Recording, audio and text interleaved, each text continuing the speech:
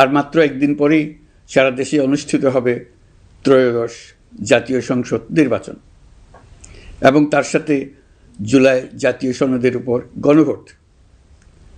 সারা জাতির বহু বছরের আকাঙ্ক্ষার দিন।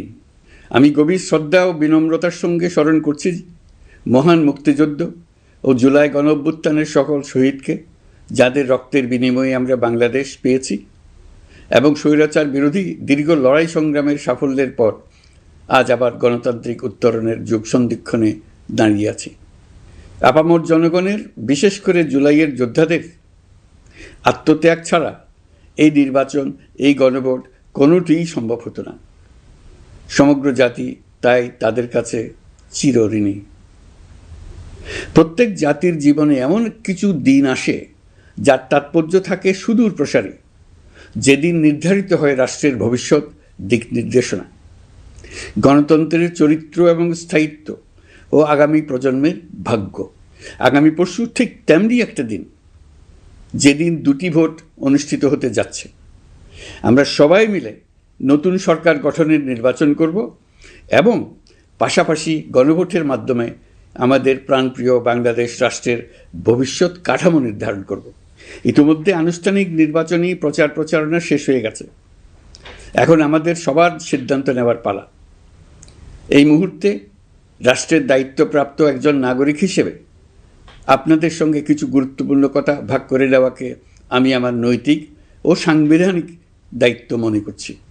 প্রথমেই গভীর সন্তোষ ও কৃতজ্ঞতার সঙ্গে উল্লেখ করতে চাই, এবারের নির্বাচনকে ঘিরে সার্বিক প্রচারণা পূর্ববর্তী যে কোনো নির্বাচনের তুলনায় উল্লেখযোগ্যভাবে শান্তিপূর্ণ হয়েছে।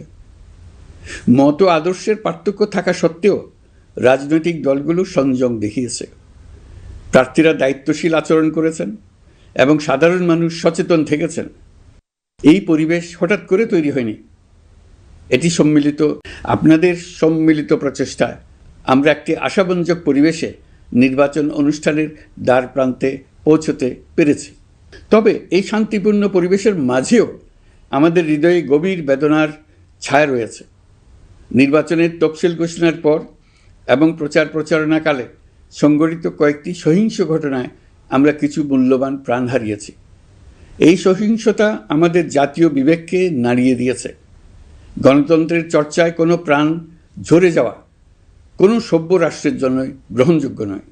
প্রিয় দেশবাসী, এবারের নির্বাচনে 51টি দল প্রতিদ্বন্দ্বিতা করছে, যা এ যাবৎকালের যে কোনো নির্বাচনের মধ্যে সর্বাধিক সংখ্যক রাজনৈতিক দলের অংশগ্রহণ। স্বতন্ত্র সহ মোট প্রার্থীর সংখ্যা 2000-এরও বেশি। আগের জাতীয় নির্বাচনগুলোতে এর চেয়ে বেশি প্রার্থী প্রায় কখনোই দেখা যায়নি। প্রিয় দেশবাসী, এবারের নির্বাচন শুধু আরেকটি নিয়মিত নির্বাচন নয়, এটি একটি গণ অভ্যুত্থানের পর দেশের প্রথম জাতীয় নির্বাচন। দীর্ঘ সময় ধরে জমে থাকা ক্ষোভ, বৈষম্য, বঞ্চনা ও অবিচারের বিরুদ্ধে জনগণের যে জাগরণ আমরা দেখেছি, এই নির্বাচন তার সাংবিধানিক প্রকাশ। রাজপথের সেই দাবি আজ আপনাদের ব্যালটের মাধ্যমে উচ্চারিত হতে যাচ্ছে। তাই এই নির্বাচন বাংলাদেশের গণতান্ত্রিক যাত্রায় একটি ঐতিহাসিক মাইলফলক। এই নির্বাচনের মাধ্যমে আমরা শুধু জনপ্রতিনিধি নির্বাচন করছি না, একই সাথে আমরা সিদ্ধান্ত নিচ্ছি বাংলাদেশ কোন পথে এগোবে। আমরা কি একটা বৈষম্যহীন, ন্যায়ভিত্তিক ও জবাবদিহিমূলক রাষ্ট্র গড়তে পারব, নাকি আবারও পুরনো ক্ষমতাকেন্দ্রিক ও অনিয়ন্ত্রিত বৃত্তে ফিরে যাব? এই প্রশ্নের উত্তর দেবে গণভোট।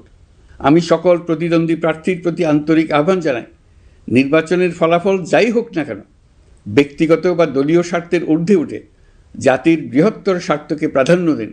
বিজয় যেমন গণতন্ত্রের অংশ, তেমনি পরাজয়ও গণতন্ত্রের অবিচ্ছেদ্য সত্য।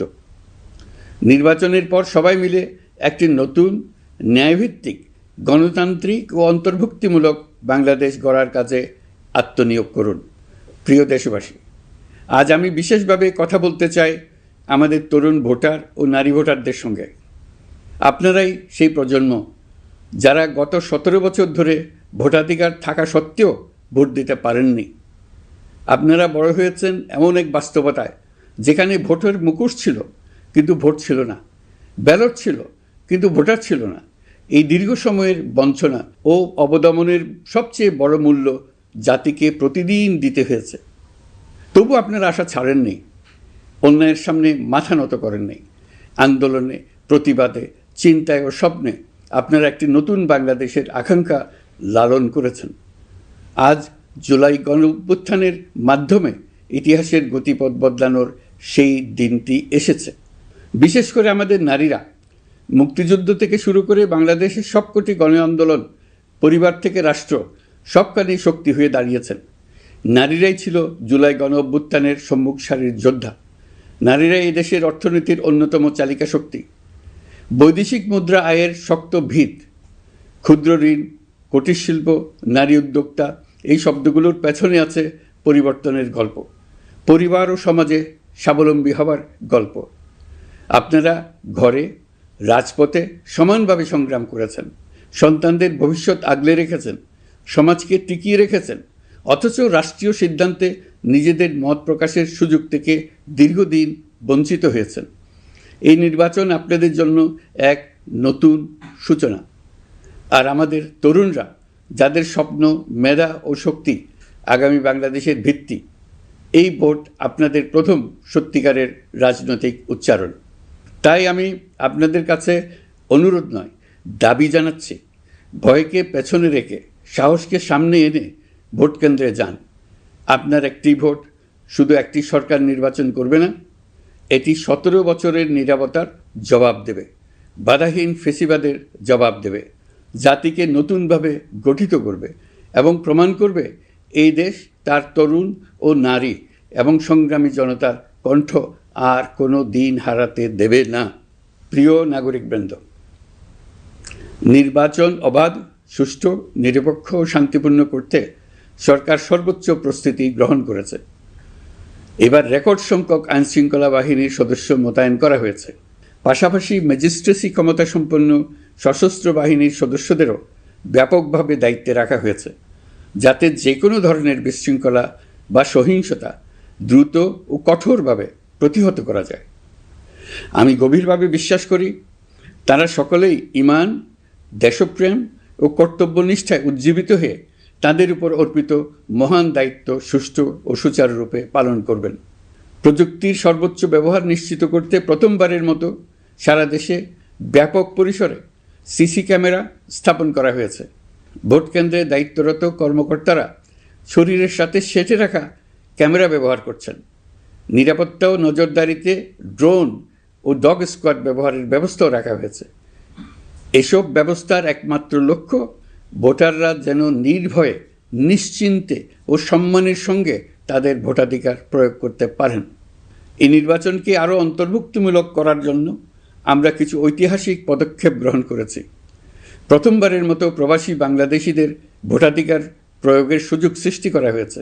বিশ্বের বিভিন্ন প্রান্তে বসবাসকারী আমাদের ভাই বোনেরা দেশের ভবিষ্যৎ নির্ধারণে অংশগ্রহণ করতে পারছেন। এটি আমাদের গণতন্ত্রের পরিসরকে আরও বিস্তৃত করেছে। আমাদের এই নতুন অভিজ্ঞতা অন্যান্য দেশে প্রচলনের জন্য ইতিমধ্যে কয়েকটি দেশ আগ্রহ প্রকাশ করেছে এবং আমাদের অভিজ্ঞতার প্রতিটি ধাপ তারা পর্যবেক্ষণ করছে। একই সঙ্গে দেশে অবস্থানরত সরকারি কাজে নিয়োজিত ব্যক্তি, আইনশৃঙ্খলা বাহিনীর সদস্য এবং আইনি হেফাজতে বা কারাগারে থাকা যোগ্য নাগরিকদের জন্য পোস্টাল ব্যালটের মাধ্যমে ভোট প্রদানের সুযোগ দেওয়া হয়েছে। এটি প্রমাণ করে রাষ্ট্র কাউকে বাদ দিয়ে নয়, সবাইকে সঙ্গে নিয়েই এগোতে চায়। ভোটাধিকার কারো দয়া নয়, এটা আমাদের সংবিধান প্রদত্ত মৌলিক অধিকার। এই অধিকার প্রয়োগের মাধ্যমেই আমরা ঠিক করি আমাদের ভবিষ্যৎ কোন পথে যাবে। একটি অবাধ ও সুষ্ঠু অংশগ্রহণমূলক নির্বাচন নিশ্চিত করা শুধু সরকারের দায়িত্ব নয়, এটি রাষ্ট্রের প্রতিটি নাগরিকের দায়িত্ব।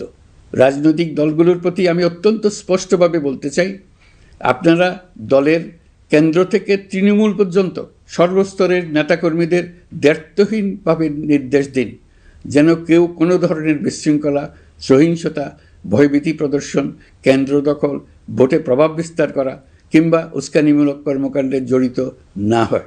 কেউ যেন সোশ্যাল মিডিয়াতে বা অন্য কোনোভাবে গুজব না ছড়ায়। রাষ্ট্র কোনোভাবেই এই ধরনের আচরণ সহ্য করবে না। ইতিহাস আমাদের শিক্ষা দেয়, একটি ত্রুটিপূর্ণ, প্রশ্নবিদ্ধ বা সহিংসতাপূর্ণ নির্বাচন শেষ পর্যন্ত কারো জন্যই মঙ্গল বয়ে আনে না, বরং দেশের সর্বনাশ ডেকে আনে। যারা জনগণের মতামত উপেক্ষা করে শক্তি ও অনিয়মের মাধ্যমে ক্ষমতায় থাকতে চেয়েছে, তারা সবাই শেষ পর্যন্ত জনগণের আদালতে কঠিন জবাবদিহিতার মুখোমুখি হয়েছে।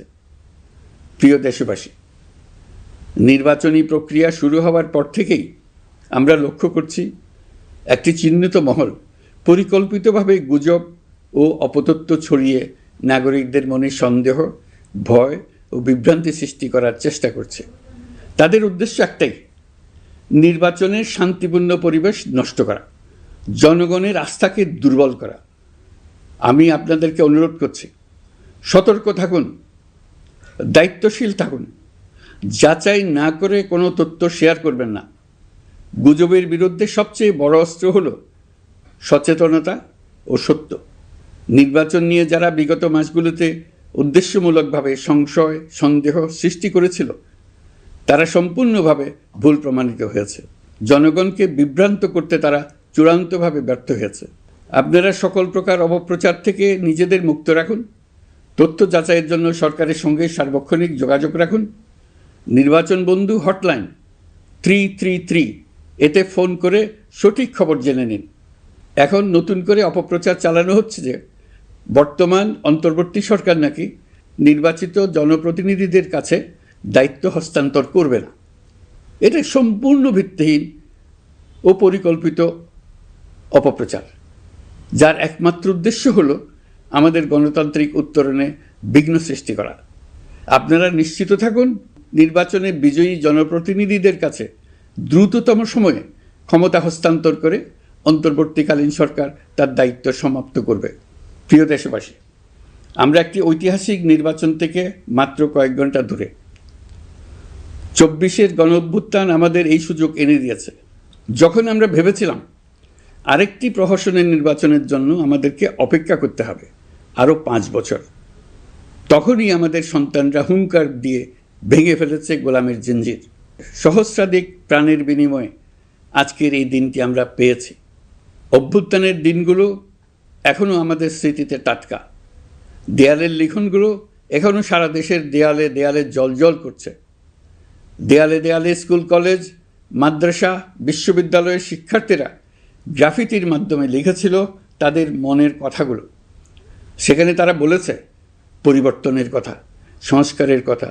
জুলাই সনদ কোনো দলের একক ইশতেহার নয়।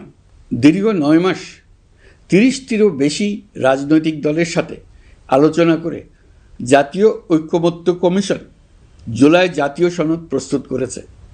এই আলোচনায় অনেক প্রস্তাবের পক্ষে বিপক্ষে দীর্ঘ মতবিনিময় শেষে রাজনৈতিক দলগুলো এতে স্বাক্ষর করেছে।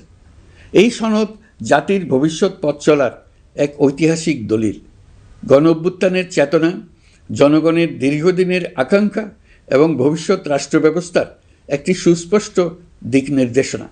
এই সনদের মাধ্যমে আমরা সংস্কারসমূহ বাস্তবায়নের অঙ্গীকার করেছি।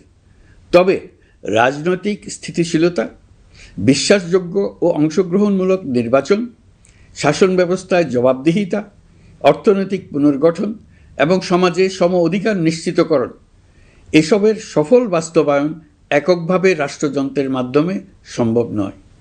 এর জন্য সবচেয়ে বেশি প্রয়োজন জনগণের সক্রিয় অংশগ্রহণ ও মতামত। কারণ একটি জাতীয় রূপান্তর কখনোই একক সিদ্ধান্তে বা একক শাসনের মাধ্যমে টেকসই হয় না। জনগণই রাষ্ট্রের প্রকৃত শক্তি।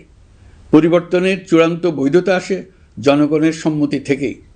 তাই দেশের ভবিষ্যৎ দিক নির্দেশনা নির্ধারণে জনগণকে সরাসরি সিদ্ধান্ত গ্রহণের সুযোগ দেওয়াই হলো গণতান্ত্রিক পথের মূল ভিত্তি। এই লক্ষ্যেই আমরা গণভোটের আয়োজন করেছি, যাতে দেশের ভবিষ্যৎ সংস্কার দিশা নির্ধারণে জনগণ সরাসরি নিজেদের মত প্রকাশ করতে পারেন। এই গণভোট বাংলাদেশের ইতিহাসে একটি নতুন মাইলফলক হয়ে থাকবে। এখানে আপনার প্রতিটি ভোট আগামী দিনের রাষ্ট্র ব্যবস্থার ভিত্তি রচনা করবে। এর প্রভাব থাকবে বহু প্রজন্ম জুড়ে। এই ভোটের মাধ্যমেই আপনারা জানিয়ে দেবেন আপনারা জুলাই সনদের প্রস্তাবিত সংস্কার কাঠামোকে এগিয়ে নিতে চান কিনা। আপনাদের সিদ্ধান্তে নির্ধারণ করবে রাষ্ট্র কোন পথে অগ্রসর হবে, শাসন ব্যবস্থা কোন কাঠামোয় গড়ে উঠবে এবং একটি নতুন বাংলাদেশ কিভাবে তার গণতান্ত্রিক ও মানবিক রূপ লাভ করবে। এই গণভোটে আপনার একটি ভোট শুধু একটি কাগজে দেওয়া সিল নয়, এটি আপনার সন্তানের ভবিষ্যৎ, আপনার পরিবারের নিরাপত্তা এবং দেশের আগামী দিনের দিক নির্দেশনা নির্ধারণ করবে। আজ আপনি যে সিদ্ধান্ত নেবেন তার প্রভাব পড়বে শিক্ষা, কর্মসংস্থান, ন্যায় বিচার, গণতন্ত্র এবং রাষ্ট্র পরিচালনার প্রতিটি স্তরে। এটি এমন একটি মুহূর্ত যেখানে নাগরিক হিসেবে আপনার দায়িত্ব ও অধিকার এক বিন্দুতে এসে মিলিত হয়েছে। আমি তাই আপনাদের সবাইকে এই গণভোটে সক্রিয়ভাবে অংশগ্রহণ করার জন্য আহ্বান জানাচ্ছি। অবশ্যই ভোট দেন, নিজের ভবিষ্যৎ নিজে নিশ্চিত করুন। আসুন আমরা সবাই মিলে দায়িত্বশীলতা, সচেতনতা ও শান্তিপূর্ণ অংশগ্রহণের মাধ্যমে এই ঐতিহাসিক মুহূর্তকে সফল করে তুলি। ভয় নয়, আশা নিয়ে, উদাসীনতা নয়, দায়িত্ববোধ নিয়ে, বিভক্তি নয়, ঐক্যের শক্তি নিয়ে আমরা ভোট কেন্দ্রে যাব। একটি অবাধ, সুষ্ঠু ও বিশ্বাসযোগ্য গণভোটের মাধ্যমে আমরা প্রমাণ করব বাংলাদেশের জনগণ নিজেদের ভবিষ্যৎ নিজেরাই নির্ধারণ করতে জানে। আপনার ভোটেই রচিত হবে গৌরবময় আগামী বাংলাদেশের ইতিহাস। প্রিয় দেশবাসী, নির্বাচন হয়ে গেলে নির্বাচিত সরকার দ্রুত দায়িত্ব গ্রহণ করবে। তার সঙ্গে শেষ হবে অন্তর্বর্তী সরকারের দায়িত্ব। আমরা অত্যন্ত আনন্দের সঙ্গে এবং গৌরবের সঙ্গে নবনির্বাচিত সরকারের কাছে দায়িত্ব অর্পণ করে তাদের সর্বাঙ্গীন সাফল্য কামনা করে বিদায় নিয়ে নিজ নিজ কাজে ফিরে যাব। আমরা এই শুভ মুহূর্তের জন্য অধীর আগ্রহে অপেক্ষা করছি। প্রিয় দেশবাসী, আপনারা দলে দলে সপরিবারে উৎসবমুখর পরিবেশে ভোট কেন্দ্রে উপস্থিত হয়ে দ্বিধাহীন চিত্তে আপনার ভোটাধিকার প্রয়োগ করুন। আপনার মূল্যবান ভোট দিয়ে নতুন বাংলাদেশ গড়ার দরজা খুলে দিন। দেশের চাবি আপনার হাতে, সেই চাবিটি সঠিকভাবে ব্যবহার করুন। আল্লাহ আমাদের সঠিক পথে পরিচালিত করুন। এবারের ভোটের দিন হোক নতুন বাংলাদেশের জন্মদিন। আল্লাহ আমাদের তৌফিক দেন। প্রিয় দেশবাসী, আসুন উৎসবমুখর নির্বাচন বাস্তবে রূপায়িত করে এই দিনটিকে ইতিহাসের স্মরণীয় দিন হিসেবে প্রতিষ্ঠিত করে রাখি। সবাইকে আন্তরিক ধন্যবাদ।